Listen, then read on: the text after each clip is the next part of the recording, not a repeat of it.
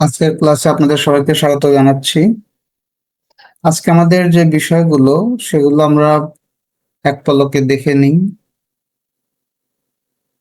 আজকে আছে আমাদের সিপাহী বিদ্রোহ, নীল বিদ্রোহ, দ্বিজাতি তত্ত্ব, স্বদেশী আন্দোলন, খিলাফত আন্দোলন, অসহযোগ আন্দোলন, ভারত শাসন আইন, প্রাদেশিক নির্বাচন, তারপরে আছে লাহোর প্রস্তাব, দুর্ভিক্ষ, 1946-এর নির্বাচন, সোহরাওয়ার্দীর মন্ত্রিসভা, পাকিস্তান আন্দোলন আমল এবং ইম্পর্টেন্ট আরেকটি বিষয়, সেটি হচ্ছে ভাষা আন্দোলন। আজকের বিষয়গুলো মোটামুটি খুব ইম্পর্টেন্ট এবং এখান থেকে বিশেষ প্রিলিমিনারিতে বেশ প্রশ্ন থাকে প্রায় রেগুলার। সিপাহী বিদ্রোহ। সিপাহী বিদ্রোহ হয়েছিল 1857 সালে এবং এটি প্রথম শুরু হয়েছিল ভারতের ব্যারাকপুরে, কলকাতার ব্যারাকপুরে, এবং পরে দ্রুততা উত্তর ও মধ্য ভারতে ছড়িয়ে পড়ে। এখন এই সিপাহী বিদ্রোহের কারণ কি ছিল?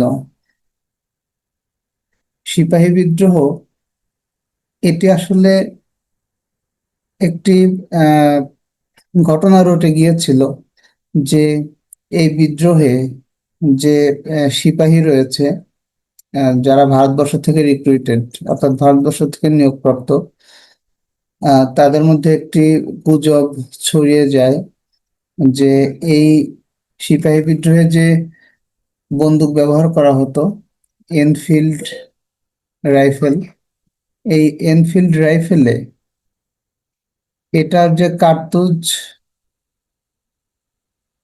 এই কার্তুজ ছিল, একটি গুজব রটে গিয়েছিল যে এই কার্তুজ তৈরি করা হয় গরু এবং শূকরের চর্বি দ্বারা। এখন যে ভারতীয় যে সিপাহীরা ছিল, এদের তো সবাই ছিল মুসলিম এবং হিন্দু।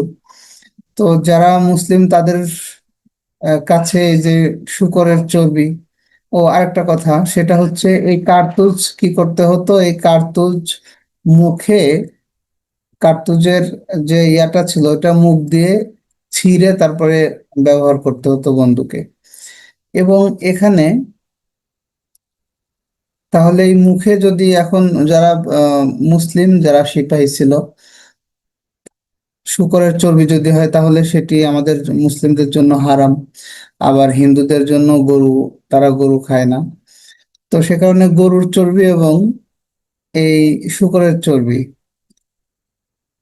তো এটি অন্যতম কারণ ছিল। এই যে নিচের দিকে যদি আমরা খেয়াল করি যে ধর্মীয় কারণ এটি, যে গরু ও শূকরের চর্বি এই কার্তুজ ব্যবহার করা হতো, ফলে হিন্দু ও মুসলিম এই উভয় সম্প্রদায়ের মধ্যে একটা ক্ষোভের সৃষ্টি করে এবং এখান থেকে এই সিপাহী বিদ্রোহের সূচনা ঘটে। আর অর্থনৈতিক কারণ এখানে ছিল, উম, যে ব্রিটিশ যে ইস্ট ইন্ডিয়া কোম্পানি, তারা ভারতের কৃষি ও শিল্পের উপরে তারা যে অর্থনৈতিক সিদ্ধান্ত চাপিয়ে দিয়েছিল এবং এদেশীয়দের শোষণ করছিল, এখানেও ভারতীয়রা ক্রমান্বয়ে আহ, দারিদ্র্যের দিকে আহ, চলে যায় এবং দারিদ্রতা গ্রাস করে, যার ফলে এই সিপাহী বিদ্রোহ আরো গতি পায়। এরপরে আরো কিছু কারণ ছিল, এগুলো এতটা প্রিলিমিনারির জন্য ইম্পর্টেন্ট। মূল যে কারণ সেটি হচ্ছে এই যে সামাজিক ও ধর্মীয় কারণ এবং এই কার্তুজ, রয়্যাল এনফিল্ডের কার্তুজ, এটি হচ্ছে মূল কারণ ছিল এই সিপাহী বিদ্রোহের। এবং এখান থেকে যে প্রশ্ন আসে যে সিপাহী বিদ্রোহ কত সালে সংঘটিত হয়েছিল, তাহলে সিপাহী বিদ্রোহ 1857 সালে সংঘটিত হয়েছিল এবং এটা কোথায় শুরু হয়েছিল? ব্যারাকপুরে। প্রথম শুরু হয়েছিল ব্যারাকপুরে। এটি হচ্ছে মোটামুটি ইম্পর্টেন্ট। বিভিন্ন প্রিলিমিনারিতে এখান থেকে প্রশ্ন আসে। তো আশা করছি সিপাহী বিদ্রোহ থেকে মূল টপিকগুলো আমরা আলোচনা করেছি এবং এখান থেকে প্রশ্ন আসলে আমাদের উত্তর দিতে অসুবিধা হবে না। এরপরে আমরা আসি নীল বিদ্রোহে। নীল বিদ্রোহ হয়েছিল এই 1859-60 এই সময়কালে। এই নীল বিদ্রোহ মূলত 100 বছরের বেশি সময় ধরে চলছিল। এর কারণ ছিল আসলে যে ইস্ট ইন্ডিয়া কোম্পানি তারা ভারতীয় উপমহাদেশের প্রায় সব জায়গায় প্রাধান্য বিস্তার করেছিল এবং তারা কৃষকদের নীল চাষে বাধ্য করত। নীল হচ্ছে এক প্রকার আহ গাছ, এটা আপনারা আশা করি ধারণা আছে আপনাদের। তো এই নীল চাষ করতে বাধ্য করত এবং এই জমিতে অন্য কোনো ফসল উৎপাদিত হতো না। যে জমিতে নীল চাষ করা হতো সেই জমিতে আর কোনো ফসল উৎপাদন করা যেত না। এবং এই ইস্ট ইন্ডিয়া কোম্পানির যে শাসকরা ছিল তারা এই নীলকররা কৃষকদেরকে নীল চাষে বাধ্য করত।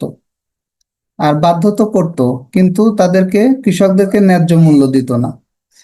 আর নীল চাষের জন্য তাদের যে জমি পছন্দ হতো সেই জমিতেই তারা নীল চাষ করত। আর যদি কোনো প্রজা বা কৃষক এই নীল চাষ করতে অস্বীকৃতি জানাতো, তার উপরে প্রচন্ড নির্যাতন চালানো হতো, বাধ্য করা হতো। মোট কথা এক সময়ে বাংলার কৃষকরা অতিষ্ঠ হয়ে এই আহ, ইস্ট ইন্ডিয়া কোম্পানির বিরুদ্ধে বিদ্রোহ ঘোষণা করে এবং আহ, এই নীল বিদ্রোহের সূচনা ঘটে। এখান থেকে যে প্রশ্ন আসে সেটি হচ্ছে, নীল বিদ্রোহ কত সালে অবসান হয়? 1860 সালে। এটি মোটামুটি ইম্পর্টেন্ট যে নীল বিদ্রোহের অবসান ঘটে কবে? 1860 সালে। এবং 1859-60 এই সময়কালটায় নীল বিদ্রোহ সংঘটিত হয়েছিল।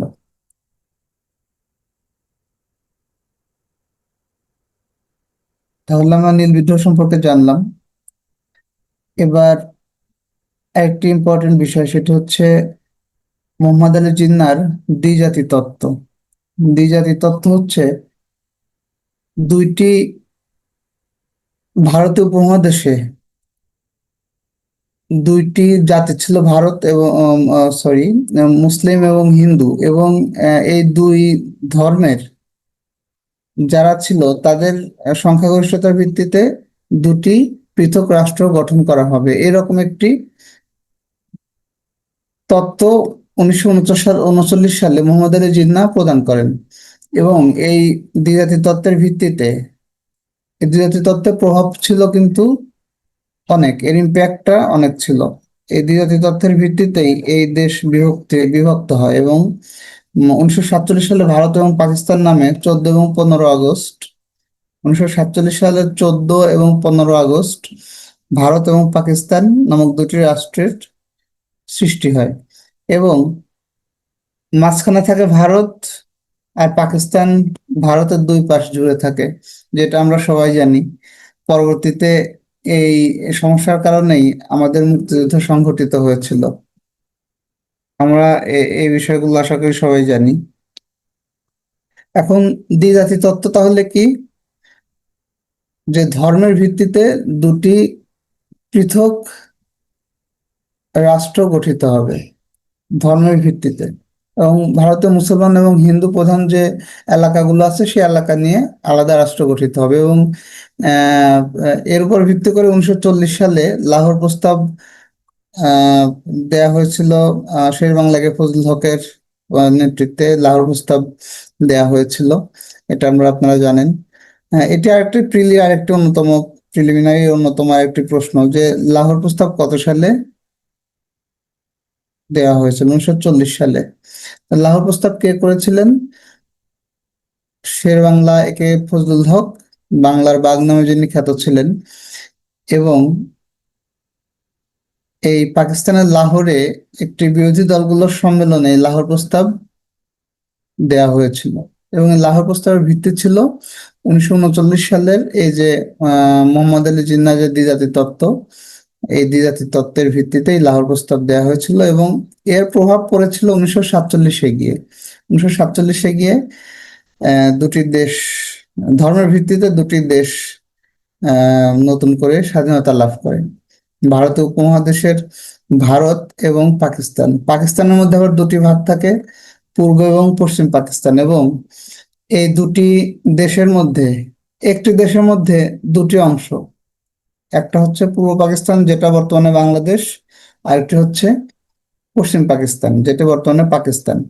এখন এই দুটি দেশ ছিল এক দেশ, আমরা সবাই জানি, পাকিস্তান নামে। এবং এর পার্থক্য ছিল অনেক, ভাষা, ধর্ম, ভাষা এবং দূরত্ব। দূরত্ব ছিল প্রায় 2000 কিলোমিটার, এর যেটি আসলে অসম্ভব। এভাবে একটি রাষ্ট্র কখনো চলতে পারে না। এবং পশ্চিম পাকিস্তান পূর্ব পাকিস্তানকে বিভিন্নভাবে শাসন শোষণ নির্যাতন করেছিল, যেগুলো আমরা জানি, এগুলোতে আমরা পরে আসবো। যাই হোক, তাহলে দ্বিজাতি তত্ত্ব ঘোষিত হয় কত সালে? 1939 সালে। এই প্রশ্নটি কিন্তু অনেক সময় আসে প্রিলিমিনারিতে, যে দ্বিজাতি তত্ত্বের ঘোষণা করেন কে? মোহাম্মদ আলী জিন্নাহ। এবং কত সালে ঘোষণা করা হয়? 1939 সালে। এই দুটি প্রশ্ন মোটামুটি প্রিলিমিনারির জন্য ইম্পর্টেন্ট এখানে। আমরা পরবর্তীতে চলে যাই, স্বদেশী আন্দোলন। স্বদেশী আন্দোলন মূলত যে ব্রিটিশদের পণ্য বর্জন করা এবং দেশীয় পণ্যের ব্যবহার করা। স্বদেশী আন্দোলনের অন্যতম রূপকার ছিলেন মহাত্মা গান্ধী।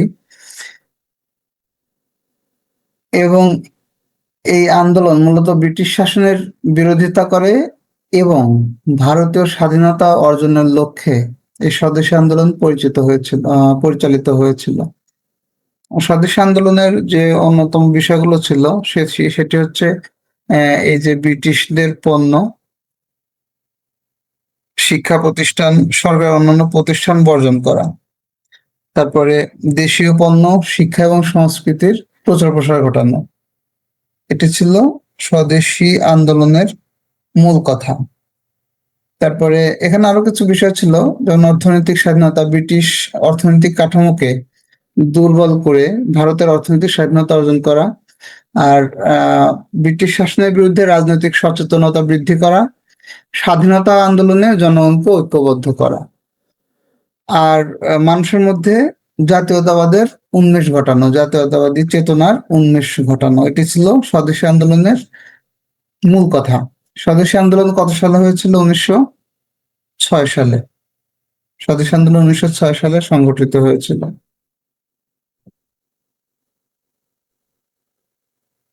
স্বদেশী আন্দোলনের উৎস ছিল 1905 সালে বঙ্গভঙ্গ বিরোধী গণজাগরণ। বঙ্গভঙ্গ আমরা জানি, বঙ্গভঙ্গ হয়েছিল 1905 সালে এবং বঙ্গভঙ্গ রদ হয়েছিল 1911 সালে। এবং এই যে 1905 থেকে 1911 এই সময়টা জুড়ে এই স্বদেশী আন্দোলনের একটি প্রভাব ছিল। এবং এই আন্দোলন প্রাক গান্ধী যুগের সফলতম আন্দোলনগুলোর মধ্যে একটি ছিল। এবং এখানে কিছু নাম আছে। স্বদেশী আন্দোলনের মুখ্য প্রবক্তাগণ ছিলেন অরবিন্দ ঘোষ, রবীন্দ্রনাথ ঠাকুর, তারপরে বাল গঙ্গাধর তিলক এবং লালা লাজপত রায়। এই নাম দুটি খুব ইম্পর্টেন্ট, বাল গঙ্গাধর তিলক এবং এই যে লালা লাজপত রায়। ওনাদের অনেক সময় প্রশ্ন আসে স্বদেশী আন্দোলনের, প্রিভিয়াস কোশ্চেন গুলো ঘাটলে দেখা যাবে।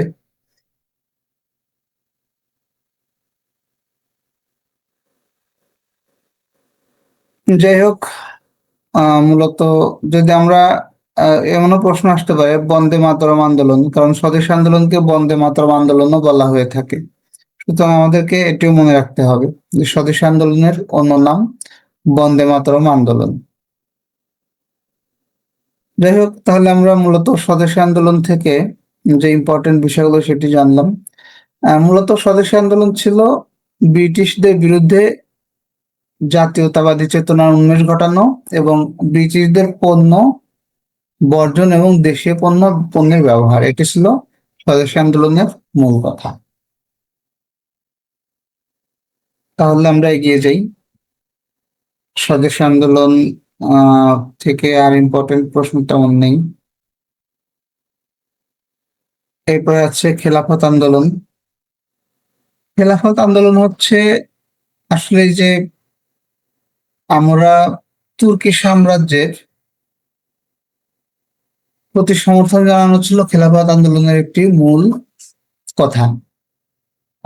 আমরা এখানে যারা মুসলমানরা ছিলেন, তারা তুরস্কের খেলাফতের প্রতি তাদের একটি শ্রদ্ধা ছিল, এবং এই শ্রদ্ধার কারণেই তুরস্কের প্রথম বিশ্বযুদ্ধের পরে যে অটোমান সাম্রাজ্যের বিভাজন, এই অটোমান সাম্রাজ্য এই তুরস্ককে ঘিরে এই অটোমান সাম্রাজ্যের বিভাজন ঠেকানোর জন্য এই খেলাফত আন্দোলন হয়েছিল, এবং এটি ব্রিটিশ ভারতের একটি রাজনৈতিক এবং ধর্মীয় আন্দোলন। তাহলে এই আন্দোলনের মূল লক্ষ্য কি ছিল? তুরস্কের খিলাফতের প্রতি সমর্থন জানানো। খিলাফত আন্দোলন নিয়ে তেমন আর ইম্পর্টেন্ট তেমন প্রশ্ন নেই।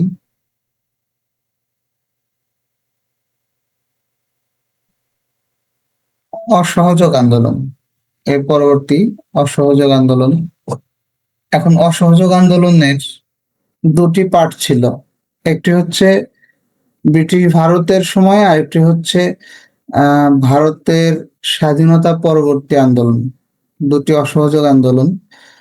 প্রথম আন্দোলন যেটি হয়েছিল সেটি ব্রিটিশ শাসনের বিরুদ্ধে, অসহযোগ আন্দোলন হয়েছিল, এবং এখানে নেতৃত্ব দিয়েছিলেন মহাত্মা গান্ধী। একটি বিষয় ইম্পর্টেন্ট আছে, মহাত্মা গান্ধীর পুরো নাম কিন্তু মোহনদাস করমচাঁদ গান্ধী। এটি আমাদের মনে রাখতে হবে, মহাত্মা গান্ধীর পুরো নাম কি? মোহনদাস করমচাঁদ গান্ধী।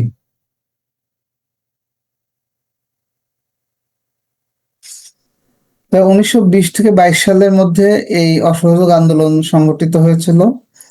এখানে মূল যে বিষয়গুলো ছিল সেগুলো হচ্ছে ব্রিটিশ সরকার অন্যায়ের বিরুদ্ধে অহিংস প্রতিরোধ গড়ে তোলা।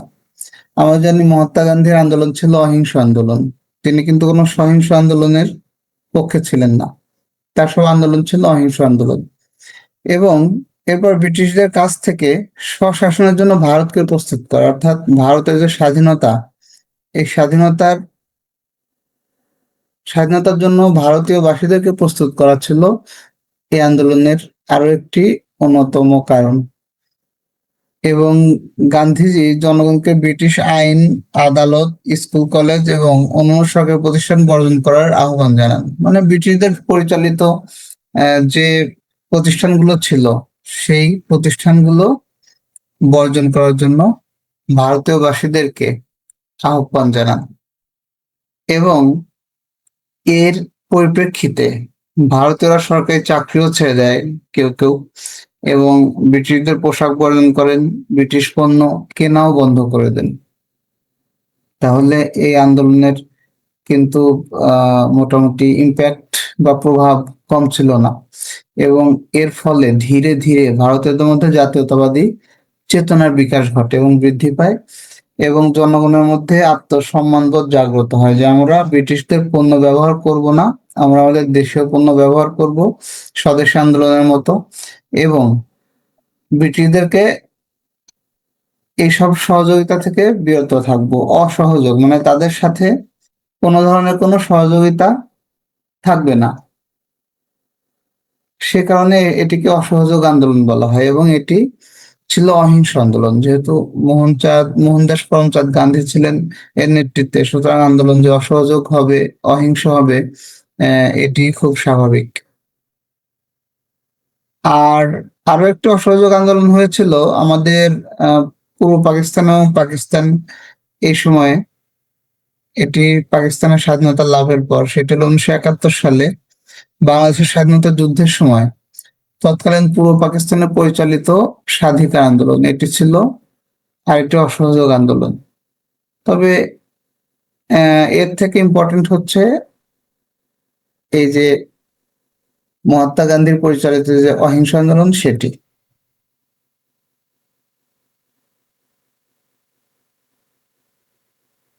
তাহলে এখানে যে ইম্পর্টেন্ট বিষয়গুলো আছে সেটা হচ্ছে অসহযোগ আন্দোলনের নেতৃত্বে কে ছিলেন? মহাত্মা গান্ধী। তারপরে এটি কত সালে হয়েছিল? 1920 থেকে 1922 এই সময়কালে। এটি ছিল ইম্পর্টেন্ট, মোটামুটি এই দুটি বিষয় ইম্পর্টেন্ট। আর বাংলাদেশের পুরো স্বাধীনতা আন্দোলনের সময় যে অহিংস আন্দোলন, অসহযোগ আন্দোলন হয়েছিল, এটি এতটা ইম্পর্টেন্ট না।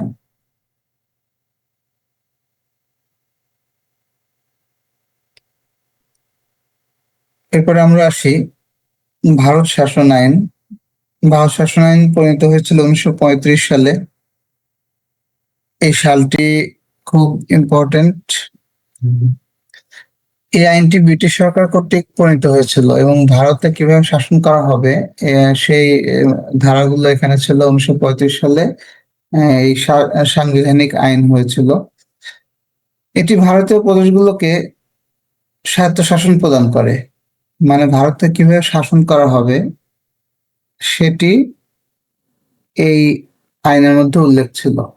এবং ভারতের যে প্রদেশগুলো ছিল এই প্রদেশগুলোকে স্বায়ত্তশাসন প্রদান করে, যার ফল এখনো বয়ে চলছে ভারত। এবং ভারতের প্রদেশগুলো কিন্তু এখনো স্বায়ত্তশাসিত, আমরা এটি জানি আশা করি সবাই। এই আইনের মাধ্যমে ভারতে একটি যুক্তরাষ্ট্র ব্যবস্থা প্রতিষ্ঠার প্রস্তাব করা হয়েছিল এবং প্রাদেশিক আইনসভাগুলোর জন্য নির্বাচনের ব্যবস্থা করা হয়েছিল। আর এখানে যুক্তরাষ্ট্রীয় ব্যবস্থা, এখানে যুক্তরাষ্ট্রীয় যে সরকার কাঠামো আছে সেই কাঠামোর প্রস্তাব করা হয়েছিল এবং প্রদেশ এবং দেশীয় রাজ্যগুলো নিয়ে যুক্তরাষ্ট্র গঠন করার কথা বলা হয়েছিল। আর প্রাদেশিক স্বায়ত্তশাসন, যেটার কথা একটু আগেই বললাম। এখন এখানে আরো একটি বিষয় ইম্পর্টেন্ট, সেটি হচ্ছে এই 1935 সালে ভারত শাসন আইনেই দ্বিকক্ষ বিশিষ্ট আইনসভার প্রস্তাব করা হয়েছিল, যার একটি ছিল রাজ্যসভা, অন্যটি ফেডারেল অ্যাসেম্বলি, যেটি ভারতে এখনো বিদ্যমান, রাজ্যসভা এবং ফেডারেল অ্যাসেম্বলি। আর এই ভারত শাসন আইনের ফলেই প্রাদেশিক আইনসভাগুলোর জন্য পরবর্তীতে নির্বাচনের ব্যবস্থা করা হয়েছিল এবং এখানে সাংবিধানিক কিছু পরিবর্তন এসেছিল, যা পরবর্তীতে ভারতের স্বাধীনতা এবং সংবিধান রচনার ক্ষেত্রে গুরুত্বপূর্ণ ভূমিকা রাখে। এটি ছিল মোটামুটি ভারতের রাজনৈতিক ইতিহাসে একটি গুরুত্বপূর্ণ মাইলফলক এবং এর মাধ্যমে ভারতের গণতন্ত্র এবং স্বায়ত্তশাসনের ধারণা আরো প্রসারিত হয়েছিল। এই ভারত শাসন আইনের ফলে এই যে বিভিন্ন যে কাঠামো আমরা দেখলাম, যে যুক্তরাষ্ট্রের সরকার ব্যবস্থা, প্রদেশগুলোর স্বায়ত্তশাসন, দ্বিকক্ষ বিশিষ্ট আইনসভা, এটি ভারতের গণতন্ত্র এবং স্বায়ত্তশাসনের ধারণা আরো প্রসারিত করেছিল। তাহলে ভারত শাসন আইন থেকে যে ইম্পর্টেন্ট প্রশ্ন, সেটি হচ্ছে ভারত শাসন আইন কত সালে প্রণীত হয়? 1935 সালে। প্রায় বিভিন্ন প্রিলিমিনারি পরীক্ষাতে এই প্রশ্নটি আসে যে ভারত শাসন আইন কত সালে প্রণীত হয়েছিল? 1935 সালে।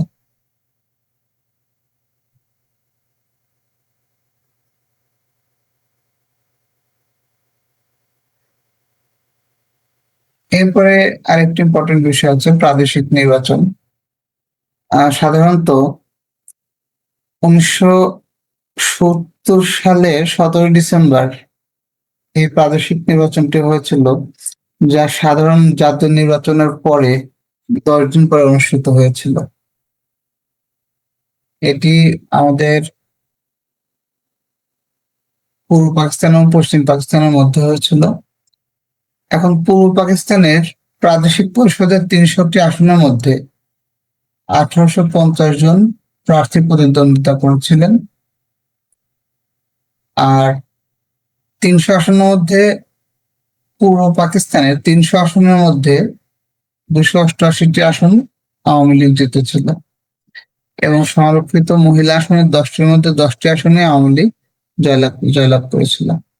এই প্রাদেশিক নির্বাচনের ফলাফল। তাহলে এখানে ইম্পর্টেন্ট যে বিষয়, সেটা হচ্ছে প্রাদেশিক নির্বাচন হয়েছিল কত সালে? 1970 সালে 17 ডিসেম্বর। এবং এখানে পূর্ব পাকিস্তানের 300টি আসনের মধ্যে 288টি আসন আওয়ামী লীগ জিতেছিল, 288টা আসন।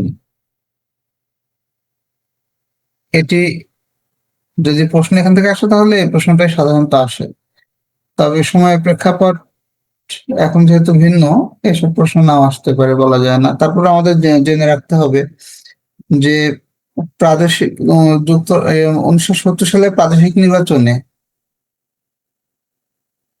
300টি আসনের মধ্যে 288টি আসনে আওয়ামী লীগ জিতেছিল। সাধারণত এই প্রশ্নই আসে তবে এই প্রশ্নটার ইম্পর্টেন্স বর্তমান সময়ের প্রেক্ষাপটে কিছুটা কম। আমরা সামনের দিকে আগাই। এখানে প্রাদেশিক নির্বাচনের একটি রেজাল্ট দেখা যাচ্ছে যে কোন দল কত আসন পেয়েছিল। এই যে আমরা দেখছি 17 থেকে 7 জন জিতেছিল। আর এই যে সংরক্ষিত মহিলা আসনে 10টাতে 10টাই আওয়ামী লীগ জিতেছিল, আর এখানে 288টা আসনে জিতেছিল। আর এর মধ্যে পাকিস্তান ডেমোক্রেটিক পার্টি পেয়েছিল 2টি ভোট, 2টি আসনে। ন্যাশনাল আওয়ামী পার্টি পেয়েছিল একটি, নেজামি ইসলাম পার্টি পেয়েছিল একটি, আর জামাত ইসলাম পাকিস্তান পেয়েছিল একটি। এগুলো আসবে না, যদি আসে তাহলে 288টা আসন এটি আসবে, সাধারণত এগুলোই আসে।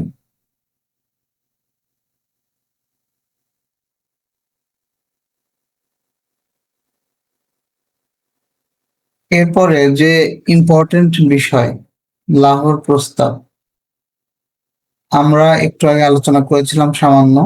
লাহোর প্রস্তাব, লাহোর প্রস্তাবের ভিত্তি ছিল আমরা কি 1939 সালের দ্বিজাতি তত্ত্ব, মোহাম্মদ আলী জিন্নাহর যে দ্বিজাতি তত্ত্বটি, সেই দ্বিজাতি তত্ত্বের ভিত্তিতে পাকিস্তানের বিরোধী দলগুলোর একটি সম্মেলন হয়েছিল 1940 সালে।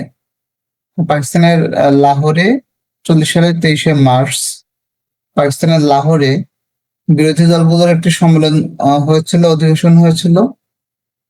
এখানে ব্রিটিশ ভারতের উত্তর পশ্চিম ও পূর্বাঞ্চলের মুসলিম সংখ্যাগরিষ্ঠ অঞ্চলগুলোকে নিয়ে একটি স্বাধীন রাষ্ট্র গঠনের কথা বলা হয়েছিল। তাহলে এখন আমরা যে বাংলাদেশ দেখি, কিন্তু এই বাংলাদেশের সাথে লাহোর প্রস্তাবে যে আরো যে কথা বলা হয়েছিল, সেই অঞ্চলগুলো কিন্তু অ্যাড হয়নি। উত্তর পশ্চিম ও পূর্বাঞ্চলের মুসলিম সংখ্যাগরিষ্ঠ অঞ্চলগুলোকে নিয়ে স্বাধীন রাষ্ট্র গঠনের কথা বলা হয়েছিল। এখন লাহোর প্রস্তাবের যে মূল বিষয় সেগুলো হলো ভৌগোলিকভাবে সন্নিহিত বা সংলগ্ন এলাকাগুলোকে পৃথক অঞ্চল হিসেবে গণ্য করতে হবে। তারপরে এসব এলাকার ভৌগোলিক সীমানার প্রয়োজন অনুযায়ী প্রয়োজনে সীমানা পরিবর্তন করতে হবে এবং মুসলিম সংখ্যাগরিষ্ঠ এলাকাগুলোকে নিয়ে স্বাধীন রাষ্ট্র গঠন করতে হবে। আচ্ছা, আমি তো কথা বলে যাচ্ছি, আপনারা কি বুঝতে পারছেন? অবশ্যই স্যার, বুঝতে পারছে। আচ্ছা, বুঝতে না পারলে জিজ্ঞেস করবেন, বুঝতে না পারলে আমরা ধীরে যাব নাকি আহ এভাবেই যাব, বোঝা যাচ্ছে তো না? হ্যাঁ, যাচ্ছে, মোটামুটি বোঝা যাচ্ছে তো।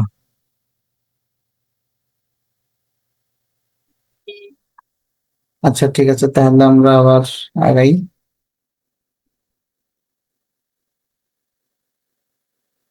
এখন তাহলে আমরা দেখলাম যে লাহোর প্রস্তাব তাহলে হয়েছিল কত সালে? 1940 সালে। 1940 সালের 23শে মার্চ। এটি বিষয়টা খুব ইম্পর্টেন্ট যে লাহোর প্রস্তাব কত সালে হয়েছিল? 1940 সালের 23শে মার্চ।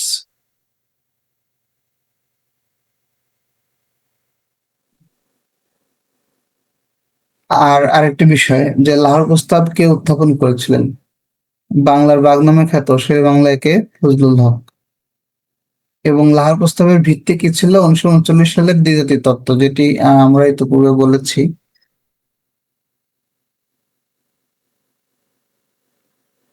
আসলে মূলত মুসলমান সংখ্যাগরিষ্ঠ অঞ্চল নিয়ে পৃথক রাষ্ট্র গঠনের কথা বলা হয়েছিল, এবং এই লাহোর প্রস্তাবের প্রেক্ষিতে কিন্তু 1947 সালে দেশ বিভক্ত হয়েছিল।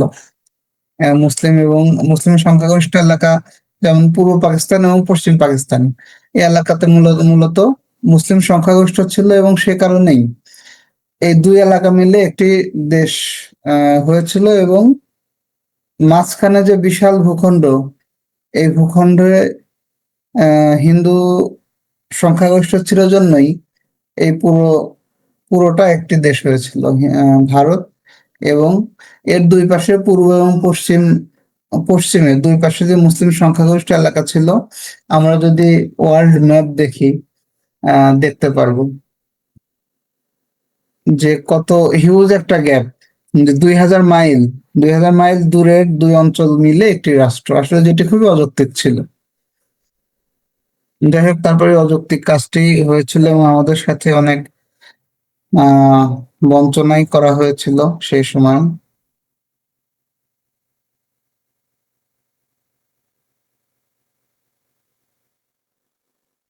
এরপরে আছে কি দুর্ভিক্ষ। দুর্ভিক্ষ কয়েকবার হয়েছিল। প্রথমত হয়েছিল 1770 সালে, এরপরে হয়েছিল 1943 সালে। মূলত আরো আরো দুর্ভিক্ষ হয়েছিল, তবে এর মধ্যে এই দুটি দুর্ভিক্ষের বিষয়ই বেশি প্রাধান্য পেয়েছিল। এখানে কয়েকটি ইম্পর্টেন্ট প্রশ্ন আছে। দুর্ভিক্ষ কি, এটা তো বলার অপেক্ষা রাখে না যে আহ, কোন এলাকার ব্যাপক খাদ্য ঘাটতির ফলে যে প্রভাব পড়ে সেই এলাকার বিভিন্ন পর্যায়ে, সেটি হচ্ছে দুর্ভিক্ষ। যেমন এখানে এই যে ফসল ফলে না, তারপরে আরো কি কারণে দুর্ভিক্ষ হতে পারে, যুদ্ধের কারণে দুর্ভিক্ষ হতে পারে, যেটা আমরা বর্তমানে গাজায় দেখছি। এখানে দুর্ভিক্ষ হয়েছে এবং আফ্রিকার কিছু এলাকাতে দুর্ভিক্ষর কথা শোনা যায়। এরপর সরকারের নীতিগত ব্যর্থতা ইত্যাদির কারণে বিভিন্ন দুর্ভিক্ষ সংঘটিত হয়। এগুলো ইম্পর্টেন্ট না, জানার জন্য জানা আর কি। পরীক্ষাতে এগুলো নিয়ে প্রশ্ন আসবে না। প্রশ্ন যেগুলো আসবে আমরা সেগুলোর দিকে আলোকপাত করি। সেটি হচ্ছে যে 1770 সালে বাংলাদেশে একবার, পূর্ব পাকিস্তানে আর কি, এই সময় দুর্ভিক্ষ দেখা দিয়েছিল এবং এটি বাংলায় 1176 সালে হয়েছিল, যার ফলে এটাকে 76-এর মন্বন্তর বলা হয়।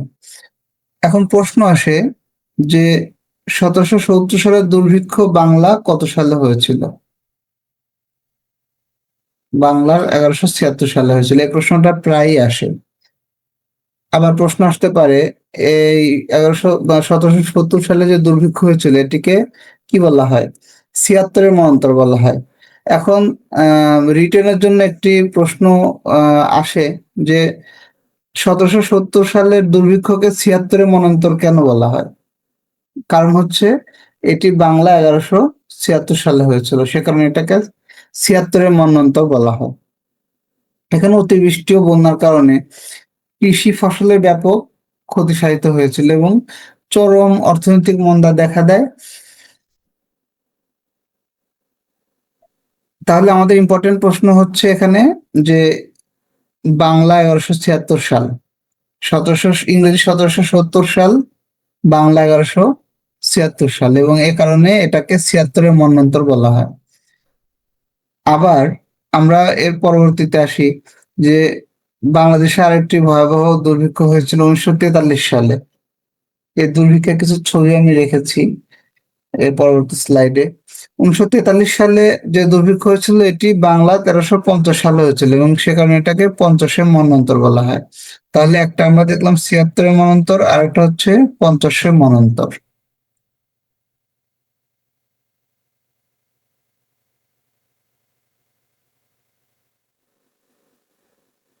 তাহলে 1943 সালের এই দুর্ভিক্ষ হয়েছিল বাংলা 1350 সালে এবং এটাকে এজন্য 50-এর মন্বন্তর বলা হয়। আর 1770 সালের দুর্ভিক্ষ হয়েছিল, এটা হচ্ছে 1176 সালে, কারণ এটাকে 76-এর মন্বন্তর বলা হয়। আশা করি বিষয়টি ক্লিয়ার হয়েছে সবার কাছে। এবং এই দুর্ভিক্ষের দুটি নাম আছে, একটা 76-এর মন্বন্তর আর একটা 50-এর মন্বন্তর।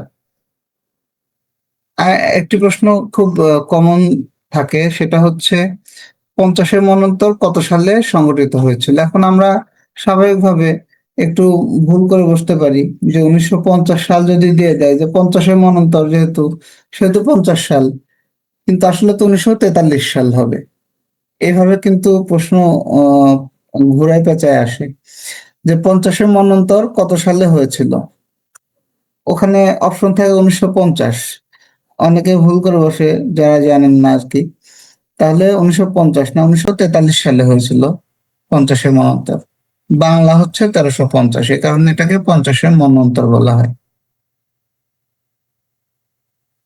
এই যে এখানে এই যে দুর্ভিক্ষের কিছু ছবি আমি বললাম যে আরো কয়েকটা দুর্ভিক্ষ হয়েছিল, যেমন 1877 সালে এই যে ভারতের এই দুর্ভিক্ষের ছবি, এটি 1877 সালে তোলা। আর 1943 সালে যে দুর্ভিক্ষ হয়েছিল, এই যে দুর্ভিক্ষের ছবি, আসলে এগুলো দেখলে খুবই খারাপ লাগে।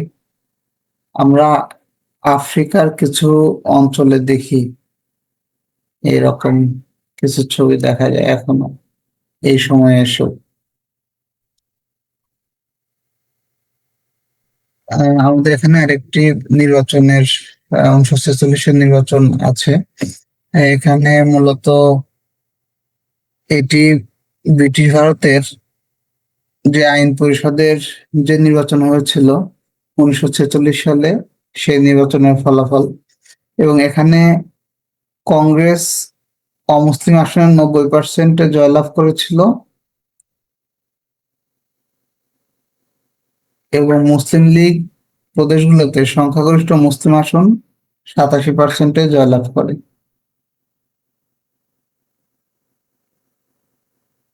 মোট 1585টি আসনের মধ্যে ভারতীয় জাতীয় কংগ্রেস পায় 923টি আসন এবং অল ইন্ডিয়া মুসলিম লীগ পায় 425টি আসন। এখানে মুসলিম লীগের সবচেয়ে বড় সাফল্য ছিল যে বাংলায় যে 119টি আসন ছিল, এই 119টি আসনের মধ্যে তারা 113টিতে জয়লাভ করেছিল। তাহলে 1946 সালের নির্বাচনের থেকে প্রশ্ন খুব কম আসে।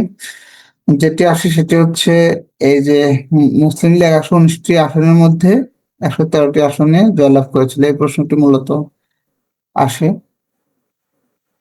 এবং 1937 সালে আরেকটি নির্বাচন হয়েছিল, সেই 37 সালের নির্বাচনের মতোই এই যে কংগ্রেস অমুসলিম আসনে বেশিরভাগ আসনে জয়লাভ করে। আর মুসলিম লীগ যে মুসলিম সংখ্যাগরিষ্ঠ এলাকা ছিল সেখানে মুসলিম লীগ জয়লাভ করেছিল, প্রায় সমান সমান দেখা যাচ্ছে। তবে যেহেতু অমুসলিম আসনই বেশি ছিল, সেহেতু এই যে কংগ্রেসই আইনসভা গঠন করেছিল, মন্ত্রিসভা গঠন করেছিল। তাহলে 1946 নির্বাচনের যে ইম্পর্টেন্ট প্রশ্ন সেটি হচ্ছে মুসলিম লীগ বাংলায় 119টি আসনের মধ্যে কতটি আসন পেয়েছিল? 113টি। এটি মূলত ইম্পর্টেন্ট।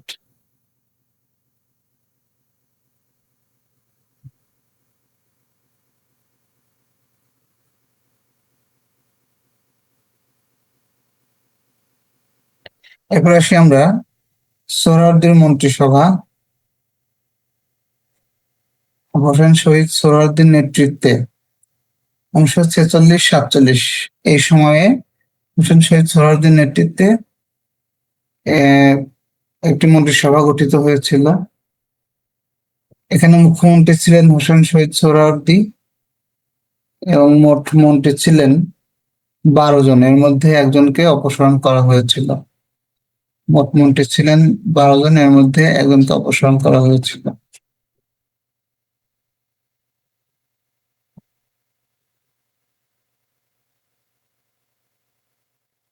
এখানে আর তেমন ইম্পর্টেন্ট বিষয় নেই,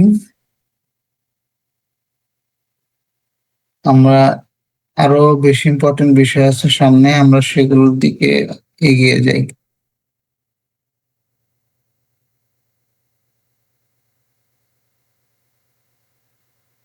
এখন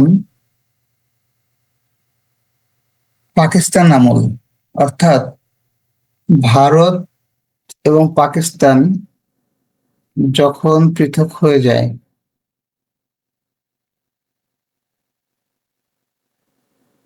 ভারত এবং পাকিস্তান যখন পৃথক হয়ে যায়, এই পাকিস্তান আমলে পাকিস্তানের সময় আমরা কেমন ছিলাম মূলত এই সময়টা নির্দেশ করতেই পাকিস্তান আমল বলা হয়েছে 1947 থেকে 1971 সাল পর্যন্ত। এই সময়টা 1947 সালে 15 আগস্ট থেকে 1971 সাল পর্যন্ত, যখন আমরা আহ স্বাধীন হলাম, এই সময়কালকে নির্দেশ করেছে। এই সময় আমরা বিভিন্ন ভাবে আসলে বঞ্চিত হয়েছি। আমাদের অনেক কিছু ঘটে গেছে। 1952 সালে ভাষা আন্দোলন হয়েছে, আমাদের 1966 শিক্ষা আন্দোলন হয়েছে। এরপরে আহ অসহযোগ আন্দোলন হয়েছে 1969 সালে। 1971 সালে নির্বাচন হয়েছে। এরপরে 70 সালে একটি দুর্ভিক্ষ হয়েছে। এরপরে 1966 সালে 6 দফা ছিল। তো 6 দফা এখন না পড়লেও চলবে, এগুলো থেকে প্রশ্ন আসবে না। তবে মূলত ভাষা আন্দোলনটা এখানে খুব ইম্পর্টেন্ট এই পাকিস্তান আমলে। তো যাই হোক, আমরা দেখি এই সময় আসলে রাজনৈতিক অস্থিরতা ছিল। কেন্দ্রীয় সরকারের সাথে পূর্ব পাকিস্তানের সম্পর্ক একেবারেই ভালো ছিল না। কেন্দ্রীয় সরকার বলতে পাকিস্তান সরকার বোঝানো হচ্ছে। পাকিস্তানের সাথে আমাদের পূর্ব পাকিস্তানের যে সম্পর্ক, এটি মোটেই সুবিধার ছিল না। এরপরে এই যে ভাষা আন্দোলন হয়েছিল পাকিস্তানি শাসনের বিরুদ্ধে, এটি ছিল সবচেয়ে বড় প্রতিবাদ এবং প্রথম প্রতিবাদ। আর অর্থনৈতিক বৈষম্য সম্পর্কে আমরা জানি যে পশ্চিম পাকিস্তান পূর্ব পাকিস্তানকে বিভিন্ন ভাবে অর্থনৈতিক ভাবে আমাদেরকে শাসন এবং শোষণ করেছিল, এবং পূর্ব পাকিস্তান থেকে মালামাল এবং উৎপাদিত পণ্য পশ্চিম পাকিস্তানে নিয়ে যাওয়া হতো, এবং পূর্ব পাকিস্তানে কিন্তু তেমন উন্নয়ন করা হতো না। সব উন্নয়ন করা হতো পশ্চিম পাকিস্তানে। তাহলে এইটা একটি অনেক বড় একটি ডিসক্রিমিনেশন টুয়ার্ড আস, এগেনস্ট আস। আমাদের জন্য আসলে একটি সিলেক্টিভ অনেক বড় বৈষম্য। আর এসব বৈষম্যের কারণেই 1971 সালে মুক্তিযুদ্ধ সংঘটিত হয়েছিল। তাহলে এই যে এই সময়ে মুক্তিযুদ্ধের প্রস্তুতি নিতে থাকে ধীরে ধীরে বাঙালি এবং স্বাধীনতা যুদ্ধ শুরু হয়। আর 1971 সালে সুদীর্ঘ 9 মাস ধরে যুদ্ধ করে বাংলাদেশ স্বাধীনতা লাভ করে। তাহলে মোটামুটি পাকিস্তানি আমলে এই বিষয়গুলোই ঘটেছিল। আমরা আমাদের ভাষা আন্দোলন আছে আজকের আলোচনায়, আমরা ভাষা আন্দোলনে চলে যাই। ভাষা আন্দোলনটি খুবই ইম্পর্টেন্ট। ভাষা আন্দোলন থেকে অনেক প্রশ্ন থাকে। আমরা জানি ভাষা আন্দোলন হয়েছিল 1952 সালে 21শে ফেব্রুয়ারি, কিন্তু এই ভাষা আন্দোলনের প্রেক্ষাপট অনেক আগে থেকে, সে 1947 সালের দেশ বিভক্তির পর থেকেই ভাষা আন্দোলনের প্রেক্ষাপট শুরু হয়েছিল।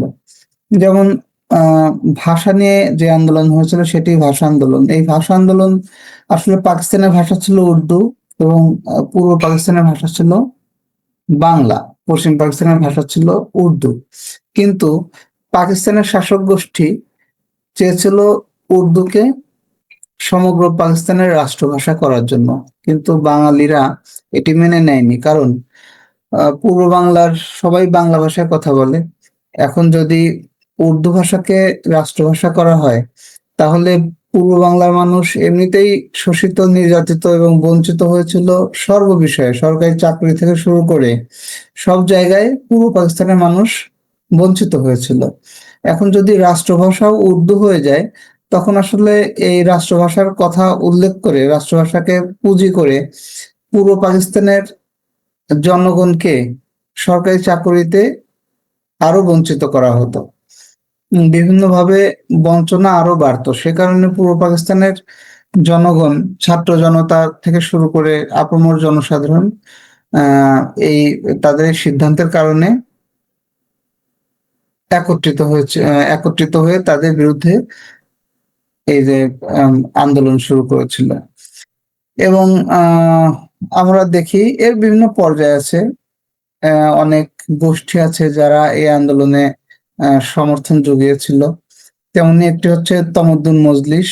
এটি ছিল একটি সংগঠন। এই সংগঠন এই সংগঠনের যে কর্মীরা ছিলেন, তারা এই আন্দোলনে সমর্থন জুগিয়েছিলেন এবং জনমত গঠনের চেষ্টা করেছিলেন। তারপরে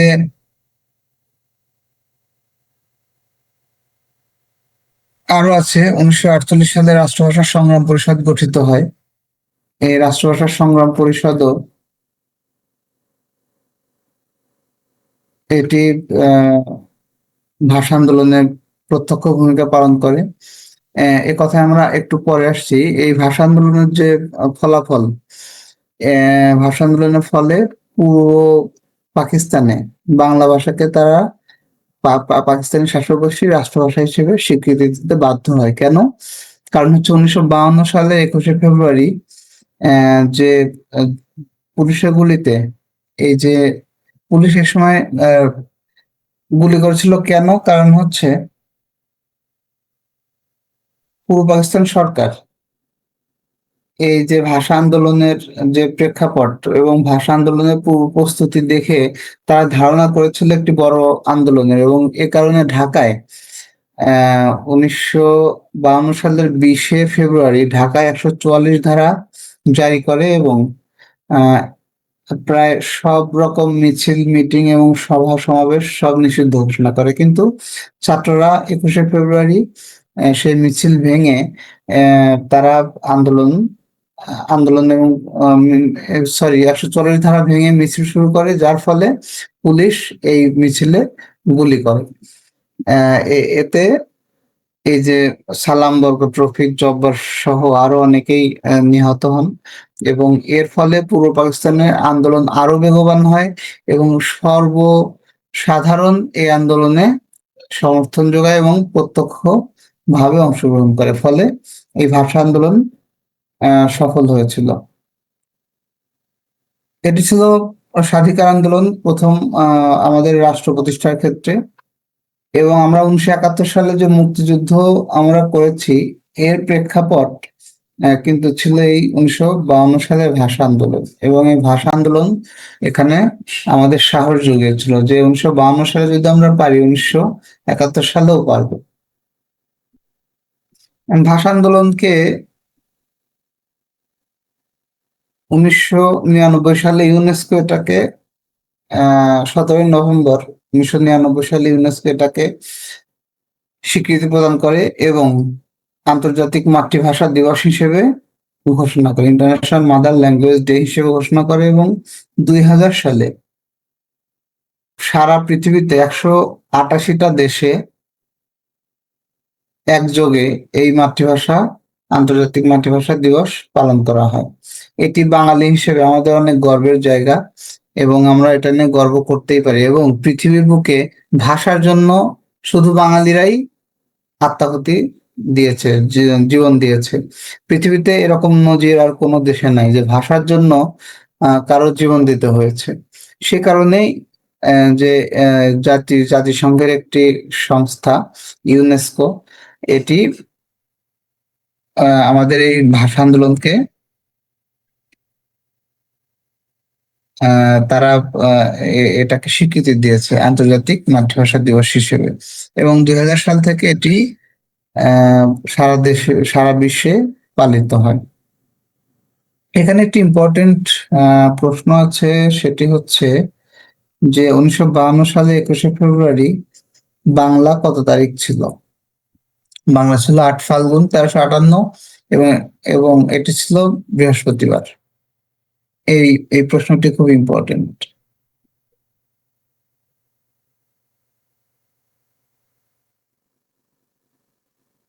এখানে কিছু তথ্য আছে। এই যে আমি এতক্ষণ ধরে বলছিলাম যে পূর্ব পাকিস্তান এবং পশ্চিম পাকিস্তানের দূরত্ব, এটি ছিল প্রায় 2243 মাইলের মতো। এবং এই যে তমদ্দুন মজলিস 1947 সালের সেপ্টেম্বর মাসে সংগঠিত, এটি গঠিত হয়েছিল তমদ্দুন মজলিস। এটি অধ্যাপক আবুল কাসেমের নেতৃত্বে। এবং ভাষা আন্দোলন কেন্দ্রিক কেন্দ্রিক অনেক প্রশ্ন কিন্তু বিশেষ প্রিলিমিনারিতে আসে। তার মধ্যে একটি খুব ইম্পর্টেন্ট এবং কমন প্রশ্ন, সেটা হচ্ছে তমদ্দুন মজলিসের প্রতিষ্ঠাতাকে, অধ্যাপক আবুল কাসেম তমদ্দুন মজলিসের প্রতিষ্ঠাতা। এরপরে আরো একটি প্রশ্ন আসে যে রাষ্ট্রভাষা সংগ্রাম পরিষদ কবে গঠিত হয়? 1948 সালের 2 মার্চ। এটি ইম্পর্টেন্ট। তাহলে এই যে আমরা তখন যেটা বললাম, এটি কেন হয়েছিল এই ভাষা আন্দোলন? ভারতের গভর্নর জেনারেল মোহাম্মদ আলী জিন্নাহ তিনি 1948 সালে এই পূর্ব পাকিস্তানে এসেছিলেন ঢাকা বিশ্ববিদ্যালয়ের এক সমাবর্তনকে কেন্দ্র করে। তিনি প্রথমে 21শে মার্চ রেসকোর্স ময়দানে, যেটি বর্তমানে সোহরাওয়ার্দী উদ্যান, সেখানে ঘোষণা করেছিলেন যে Urdu will be the state language of Pakistan. এরপর আবার 24শে মার্চ তিনি ঢাকা বিশ্ববিদ্যালয় এক সমাবর্তনে যে জন্য তিনি এসেছিলেন সেখানেও একই কথা বলেন, এবং আহ ছাত্ররা তৎক্ষণাৎ না না বলে, নো নো বলে এর প্রতিবাদে ফেটে পড়ে।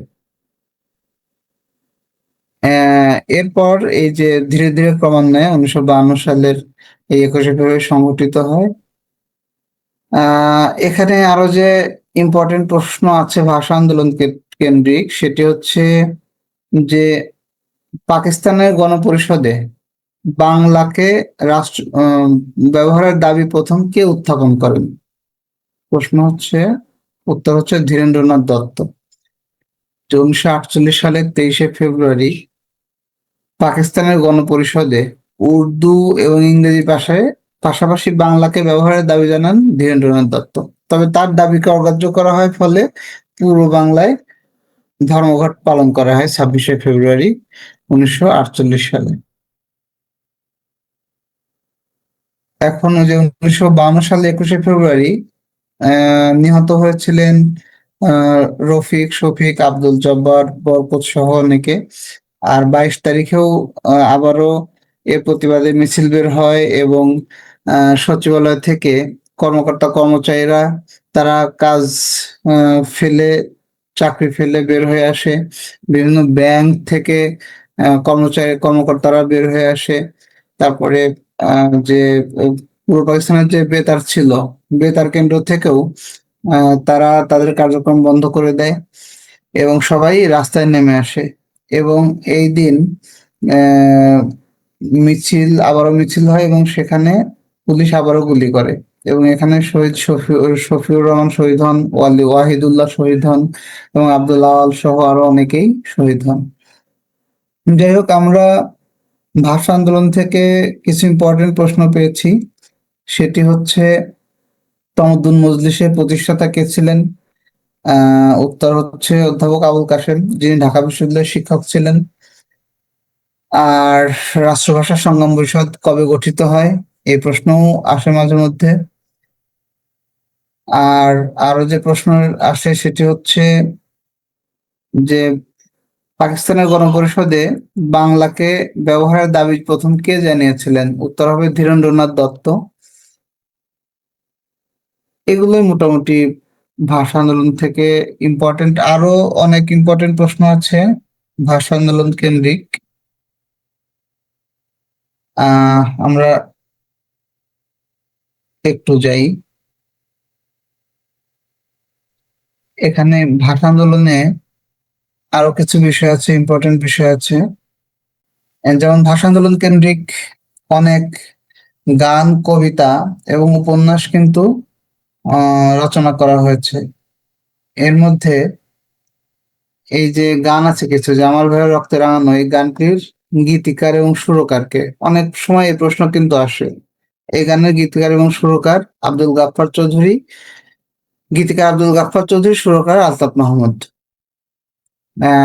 আবার এই যে সালাম সালাম হাজার সালাম, এটির সুরকারকে? আব্দুল জব্বার, মোহাম্মদ আব্দুল জব্বার। তারপরে একটা প্রশ্ন আসছে ইতিপূর্বে, যে ভুলবো না ভুলবো না, এটির গীতিকারকে? গাজী উল হক। এই প্রশ্নটি এসেছে বিশেষ প্রিলিমিনারিতে। তারপরে কবিতা, যে প্রথম কবিতা কাঁদতে আসেনি ফাঁসির দাবি নিয়ে এসেছি, মাহবুব আলম চৌধুরী। এই প্রশ্ন আসে, ইতিপূর্বে এসেছে বেশ কয়েকবার, যে কাঁদতে আসেনি ফাঁসির দাবি নিয়ে এসেছি, এর লেখককে? মাহবুবুল আলম চৌধুরী। তারপরে শামসুর রহমান লিখেছেন বর্ণমালা, আমার দক্ষিণী বর্ণমালা। আহ আরো একটি ইম্পর্টেন্ট বিষয় আছে, স্মৃতিস্তম্ভ কে লিখেছেন? আলাউদ্দিন আল আজাদ। এবং আরো প্রশ্ন আসে, স্মৃতিস্তম্ভ কি ধরনের রচনা? বা কোন বিষয় কেন্দ্রিক রচনা, সেটা হচ্ছে ভাষা আন্দোলন কেন্দ্রিক। এরপরে উপন্যাস লিখেছেন জহির রায়হান, লিখেছেন 21শে ফেব্রুয়ারি, এবং আর্তনাদ লিখেছেন শওকত ওসমান, সেলিনা হোসেন লিখেছেন যাপিত জীবন এবং নিরন্তর ঘণ্টাধ্বনি। এই প্রশ্নগুলো কিন্তু অনেকবার এসেছে। আর আরেক ফাল্গুন লিখেছেন জহির রায়হান। আরো একটি ইম্পর্টেন্ট প্রশ্ন যেটি আসে প্রায়, যে জীবন থেকে নেয়া, স্টপ জেনোসাইড, এগুলো এই যে জহির রায়হান লিখেছেন জীবন থেকে নেয়া। তারপরে আমাদের নাট্যকার তৌকির আহমেদ, তিনি লিখেছেন একটি ফাগুন হাওয়া, এই চলচ্চিত্রটি তিনি পরিচালনা করেছেন। তাহলে মোটামুটি এই বিষয়গুলো ইম্পর্টেন্ট ভাষা আন্দোলন থেকে।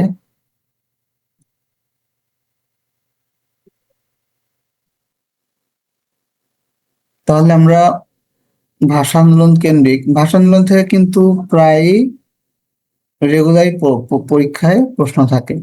তাহলে আমরা এই বিষয়গুলো আরো ভালো করে বাসায় স্টাডি করব। আমি মোটামুটি যে ইম্পর্টেন্ট প্রশ্নগুলো এবং যেগুলো প্রায় রেগুলার পরীক্ষায় আসে সেগুলো বিষয়ে আলোকপাত করার চেষ্টা করেছি। তাহলে আমরা আমাদের আলোচনার শেষ প্রান্তে চলে এসেছি আজকের মতো। আহ আজকে যে যে বিষয় নিয়ে আলোচনা করা হলো সেটি হচ্ছে এই যে সিপাহী বিদ্রোহ, নীল বিদ্রোহ, দ্বিজাতি তত্ত্ব,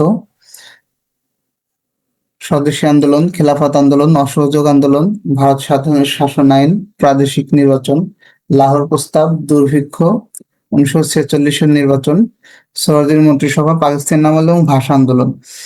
মোটামুটি এখানে অনেক ইম্পর্টেন্ট প্রশ্ন আছে। এই যে সিপাহী বিদ্রোহ, নীল বিদ্রোহ, দ্বিজাতি তত্ত্ব, এগুলো থেকে প্রশ্ন আসে। তারপরে লাহোর প্রস্তাব থেকে প্রশ্ন আসে।